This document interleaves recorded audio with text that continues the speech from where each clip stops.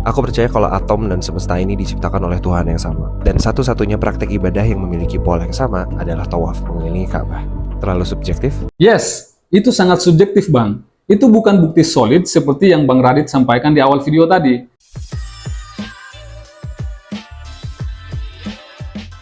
Jadi kemarin di TikTok ada yang mention saya untuk menanggapi klaim dari salah satu konten kreator di TikTok. Namanya itu adalah Bang Radit, anak ekonomi syariah yang lagi cerita soal perjalanan spiritualnya dan upaya dia untuk mencari bukti solid akan eksistensi Tuhan lewat pola-pola yang ada di alam semesta. Tentu saja saya sangat menghargai niat dan kejujuran dari Bang Radit dalam menyampaikan keraguan dan pencariannya. Ini bagi saya sangat penting karena memang mempertanyakan dan mencari kebenaran itu bagian dari proses berpikir kritis yang tentu saja sehat ya. Tapi karena klaimnya ini dicampur adukan dengan konsep-konsep dalam fisika, maka wajar juga dong kalau kita mempertanyakan dan mengujinya. Mari kita nonton dulu videonya. Iman kalian lagi lemah? Tonton video ini sampai selesai. Hai guys, aku Radit, anak ekonomi syariah yang cuma mau sharing aja. Gak cuma kalian, sebagai muslim aku juga pernah ngalamin yang namanya keraguan. Apalagi ketika ngelihat kelakuan oknum-oknum pengikutnya dan dengerin ceramah yang bukannya menenangkan tapi malah meresahkan. Oke, saya setuju bagian ini sih. Ceramah itu harusnya menenangkan batin, bukan malah membuat rusuh dan membuat kita saling membenci satu sama lain hanya karena berbeda pandangan. Ceramah itu harusnya fokus menceritakan kebaikan-kebaikan dalam agama itu sendiri, bukan malah fokus menjatuhkan agama orang lain. Karena sadar ataupun tidak, dari banyaknya kasus intoleransi antar umat beragama yang kita lihat di media sosial akhir-akhir ini, itu terjadi sedikit banyak dipengaruhi oleh para penceramah yang kata Bang Radit tadi bukan malah menenangkan batin tapi malah meresahkan. Maka fungsi ceramah itu bagi saya sangat penting dalam mengingatkan umatnya masing-masing agar tahu batas dan tahu diri bahwa kita ini hidup di negara yang majemuk, di mana semua warga negara dijaminkan haknya untuk menjalankan ibadahnya masing-masing. Jadi, sudah sepatutnya kita harus saling menghargai dan menghormati satu sama lain. Kalau kita tidak bisa menghargai mereka karena berbeda agama, minimal kita hargai mereka sebagai manusia, sebagai warga negara yang lahir dan tumbuh di negeri yang sama. Jadi ya, baik ustaz, pendeta, pastor maupun tokoh agama lainnya harusnya juga fokus mengajarkan umatnya tentang arti toleransi. Bagaimana kita bisa hidup rukun antar golongan yang memiliki keyakinan yang berbeda dengan kita. Aku sering mikir gimana kalau udah meninggal ternyata yang bener agama A atau agama B gitu. Dan udah gak bisa balik lagi, gak bisa ngulang lagi. Ciong banget kan. Padahal kita cuma mau kebenaran dan ngelakuin hal baik buat Tuhan. Well, bagian ini saya sudah bahas di video saya setahun yang lalu. Argumen seperti ini disebut Pascal Schweitzer, argumen taruhan soal eksistensi Tuhan. Saya sudah bahas cukup detail di video sebelumnya ya, jadi bagi teman-teman yang penasaran silakan lihat link yang ada di deskripsi video ini. So aku mikir aku butuh satu bukti solid yang bisa bener-bener jadi pegangan aku, yang terbebas dari opini siapapun dan bisa jadi pegangan aku ketika aku ragu. Oke, mari kita lihat bagaimana bukti solid yang menurut Bang Radit itu bisa terbebas dari opini siapapun. Dan ini yang aku temuin. Bismillahirrahmanirrahim. Buat kalian para penggemar seni, kalian pasti tahu kalau seniman itu biasanya punya ciri khas yang mencirikan atau menandakan karya-karyanya. Iya, benar sih. Setiap karya seni itu punya ciri khasnya masing-masing ya. Picasso, Van Gogh, Da Vinci, Avandi, Darbots. Dan aku yakin kalau alam semesta ini juga diciptakan oleh seniman yang kita bisa kenali ciri-cirinya. Wah, bagian ini menarik nih. Tapi kita lihat dulu ya, apa kira-kira ciri-ciri yang dimaksud oleh Bang Radit. Kita semua tahu kalau susunan benda terkecil yang menyusun alam semesta ini adalah atom. Kita lihat bentuknya seperti ini. Kemudian kita ke susunan terbesar, which is our solar system, galaxy. Again, pola yang sama. Lalu, ini. Kebetulan, aku percaya kalau atom dan semesta ini diciptakan oleh Tuhan yang sama. Dan satu-satunya praktek ibadah yang memiliki pola yang sama adalah tawaf mengelilingi Ka'bah. Terlalu subjektif? Yes, itu sangat subjektif Bang. Itu bukan bukti solid seperti yang Bang Radit sampaikan di awal video tadi. Mari kita dengarkan ulang ya, dan kita akan bahas satu persatu. Kita semua tahu kalau susunan benda terkecil yang menyusun alam semesta ini adalah atom. Oke, saya ingin tambahkan sedikit bahwa atom bukanlah yang terkecil. Ada yang lebih kecil lagi, namanya itu elektron, kemudian ada proton dan neutron.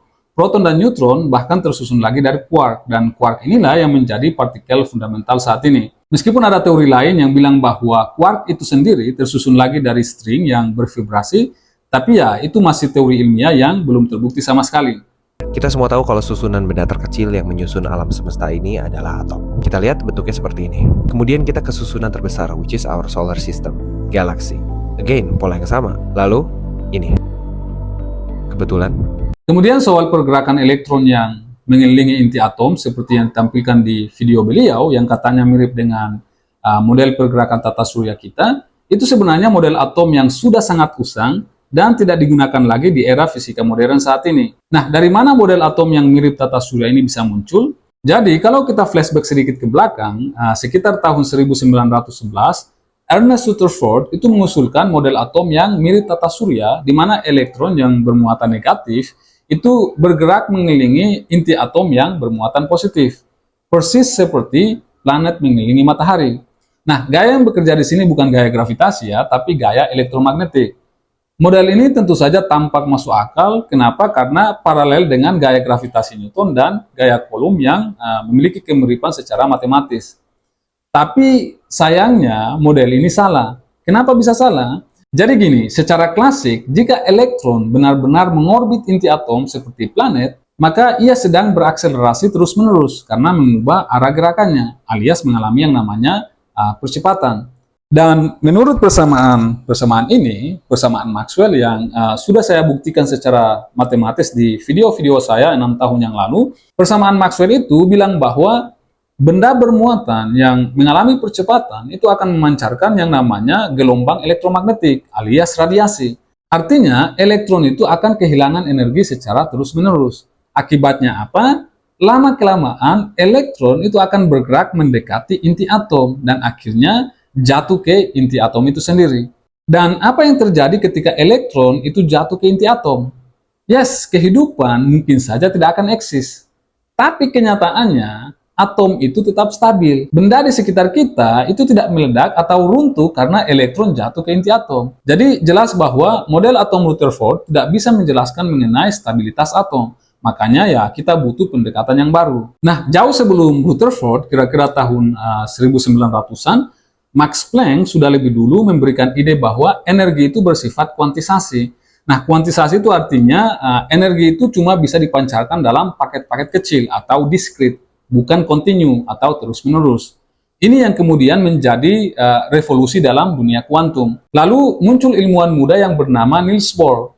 Dia menggabungkan ide dari Rutherford dan Max Planck, kemudian dia buat hipotesis dengan mengatakan bahwa oh, mungkin saja elektron itu bisa berada di orbit tertentu tanpa memancarkan yang namanya energi. Tapi bagaimana caranya? Nah, dia sadar tuh bahwa konstanta Planck itu punya satuan momentum sudut. Jadi, dia kemudian mengusulkan bahwa hanya orbit-orbit tertentu saja yang boleh ditempati oleh elektron yang momentumnya itu kelipatan dari H per 2pi. Misalnya orbit pertama H per 2pi, terus orbit kedua itu nilainya 2 kali H per 2pi, orbit ketiga sudah pasti 3 kali H per 2pi, dan seterusnya. Lalu, elektron itu hanya bisa menyerap atau melepas energi saat lompat antar orbit tersebut. Jadi, kalau misalnya elektron mau pindah dari orbit 1 ke orbit 2, maka dia akan menyerap energi. Sementara, kalau dia pengen pindah dari, katakanlah, orbit 3 ke orbit 2, maka dia akan melepaskan celana. Maksudnya, melepaskan yang namanya energi. Tapi masalahnya, Bohr itu belum bisa kasih alasan kuat kenapa model dia itu benar. Dan dia tidak dapat menjelaskan mengapa elektron itu tidak memancarkan foton sepanjang waktu, atau mengapa orbit spesial ini bisa ada sejak awal.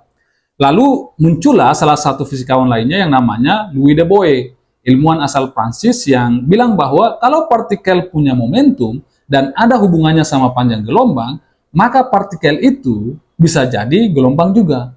Wow, ini pernyataannya sangat kontroversial. Dia bilang bahwa elektron itu bukan cuma partikel, tapi juga gelombang. Tapi pertanyaannya adalah bentuk gelombangnya seperti apa? Nah, teka-teki ini kemudian dijawab oleh babang tampan kita, bukan Andika Kangen Band ya, tapi Erwin Schrödinger. Dia bilang bahwa kalau memang ini gelombang, ya kita bisa buat persamaan matematis untuk bisa mendeskripsikannya. Maka lahirlah yang namanya persamaan Schrödinger. Salah satu persamaan terpenting di fisika kuantum yang sudah saya buktikan di video-video saya 7 tahun yang lalu. Silakan cek di YouTube saya ya. Dan dari persamaan Schrödinger inilah kita bisa tahu seperti apa kemungkinan bentuk atom yang sebenarnya. Tapi pertanyaannya adalah, kenapa kita nggak bisa lihat langsung bentuk atom yang sebenarnya? Jadi gini, untuk melihat sesuatu, benda itu kan harus bisa memantulkan cahaya ke mata kita kan? Sedangkan atom itu 1000 kali lebih kecil dari panjang gelombang cahaya. Jadi cahaya biasa itu bakal tembus begitu saja. Dan karena tidak ada yang bisa terpantul ke mata kita, ya otomatis kita nggak akan bisa melihatnya.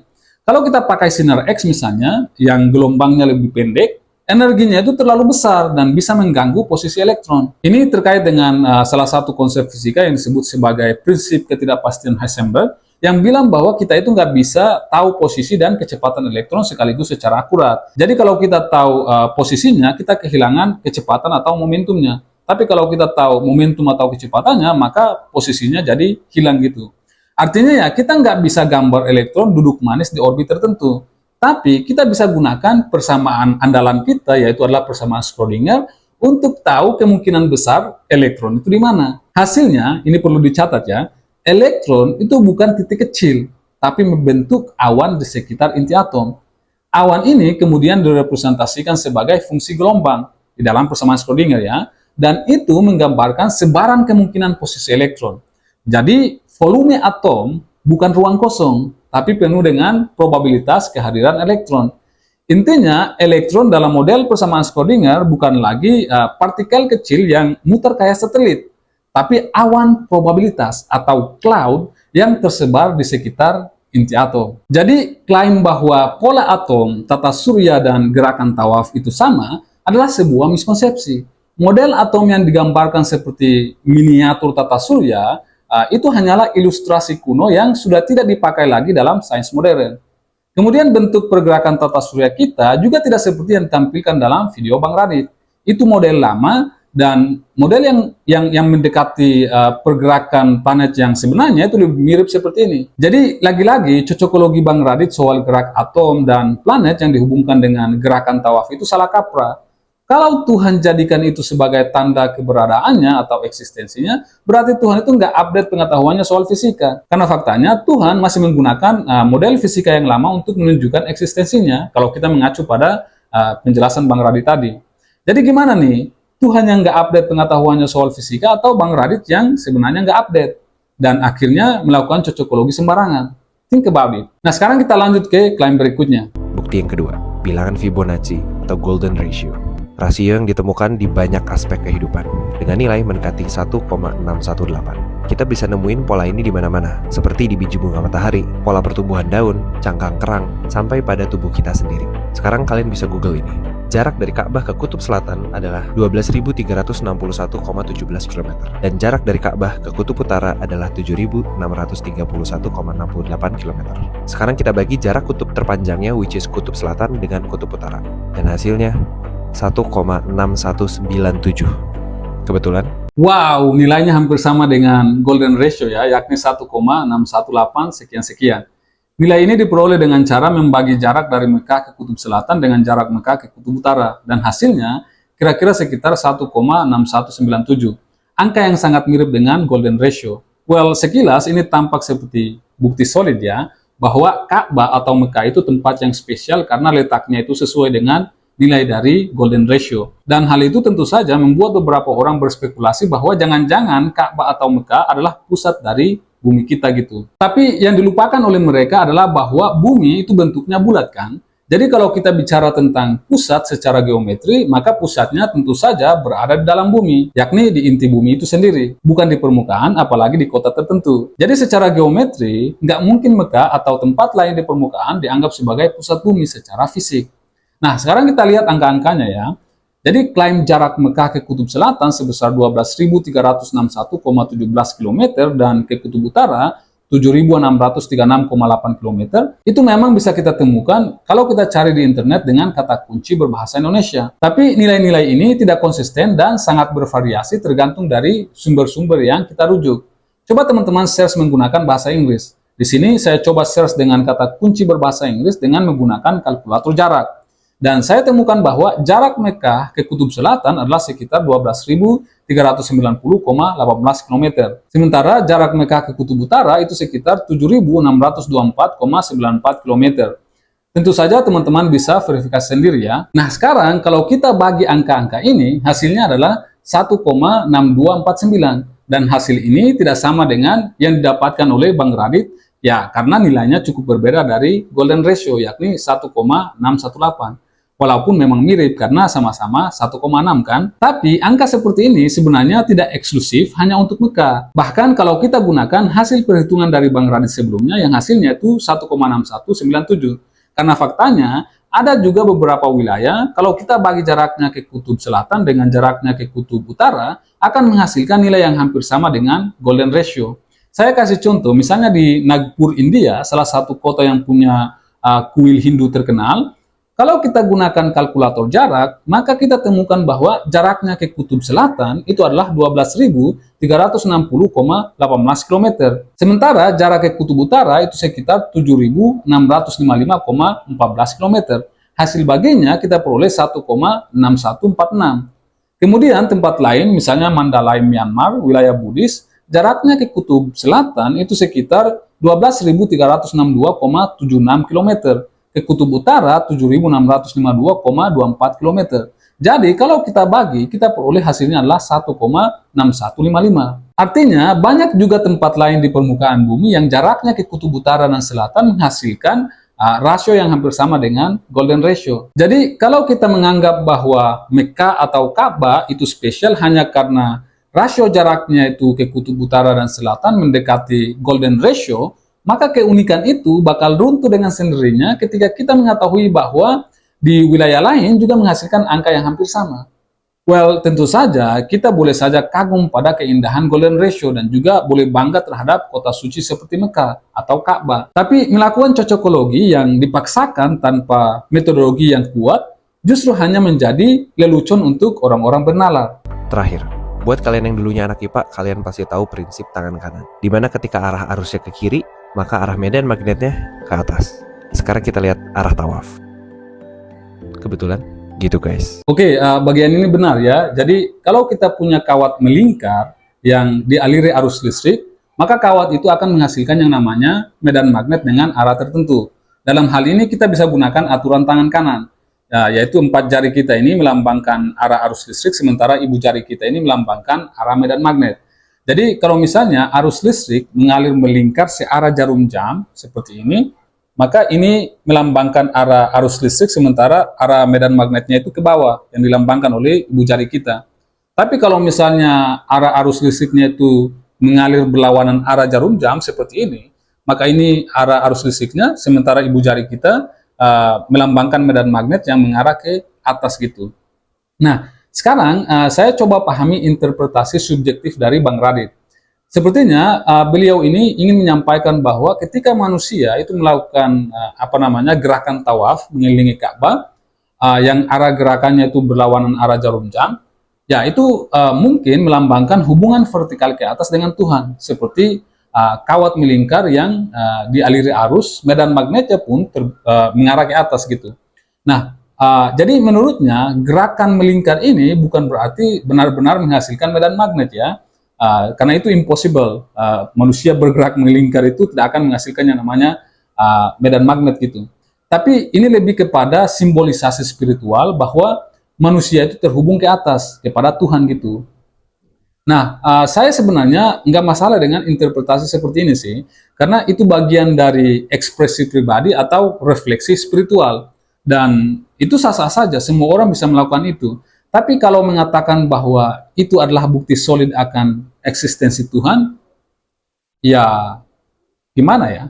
Oke, sekarang kita lihat statement terakhir dari Bang Radit ya, karena bagi saya ini menarik. Semoga kalian suka video ini dan video ini bisa menambah iman kita semua. Dan ingat, jangan kenali Tuhanmu lewat kata orang, karena orang bisa salah. Yang Allah jamin kebenarannya hanya Al-Quran dan Nabi dan Rasul, khususnya Muhammad SAW. Peace. Nah, bagi saya statement terakhir dari Bang Radit ini menarik, karena Bang Radit bilang sendiri bahwa yang Allah jamin kebenarannya itu hanyalah Al-Quran dan Rasul. Dalam hal ini adalah Nabi Muhammad SAW. Oleh karena itu, kita tidak seharusnya mengenal Tuhan hanya lewat kata orang, karena orang bisa salah.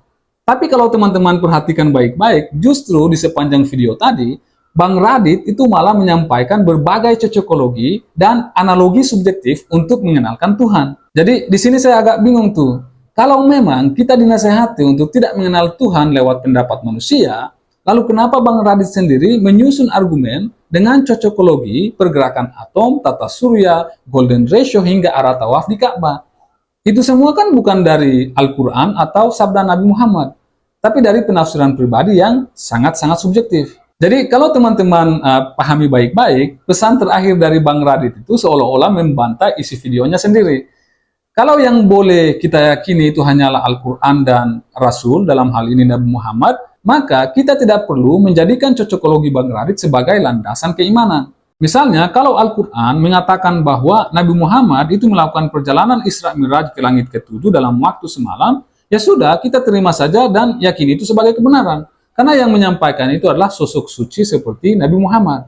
Kenapa kita harus susah payah melakukan akrobat logika dengan mencari teori-teori sains, misalnya seperti teori relativitas, black hole, multiverse, dan lain sebagainya, hanya untuk bisa memvalidasi perjalanan itu, yang ujung-ujungnya malah bertentangan dengan sains juga.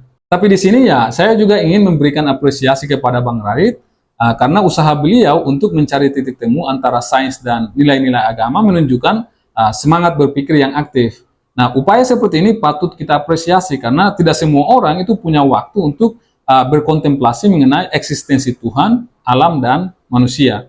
Namun tentu saja semangat itu perlu dibarengi dengan kehati-hatian agar kita tidak terjebak pada kesimpulan-kesimpulan yang terlihat indah tapi rapuh secara logika dan data. Oke, saya kira cukup sekian. Saya Muin Banyal. Salam apapun itu untuk ilmu pengetahuan dan jangan mati sebelum meninggalkan karya.